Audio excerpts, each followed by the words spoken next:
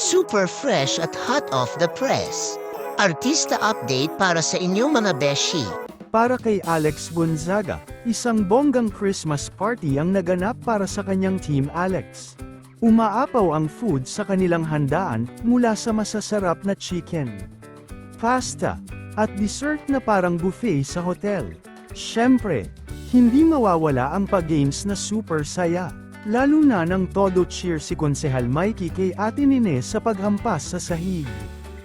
Hindi rin magpapahuli si Uncle Jojo bilang MC na tumatawa at nagpapatawa. Kaya todo good vibes ang gabi. Grabe, punong-puno ng saya at pagmamahala ng event ni Alex para sa kanyang team na laging nandyan para sa kanya. Samantala, hindi rin nagpahuli si Tony Gonzaga sa pag-share ng blessings sa kanyang Tony Talks family. Ang pa-Christmas party niya ay puno ng papremyo mula sa mga appliances tulad ng napakalaking smart TV at microwave oven hanggang sa groceries at cash prizes na ikinasaya ng lahat. Kitang-kita ang pasasalamat ni Tony sa mga taong naging bahagi ng kanyang journey. Kaya naman umaapaw ang puso ng bawat isa sa kanyang generosity. Ang Gonzaga sisters talaga.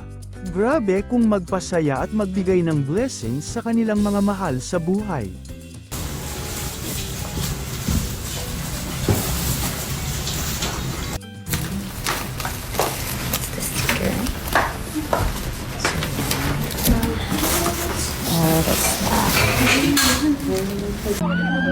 Dapat pala business ko na ako pagkakahilig yun.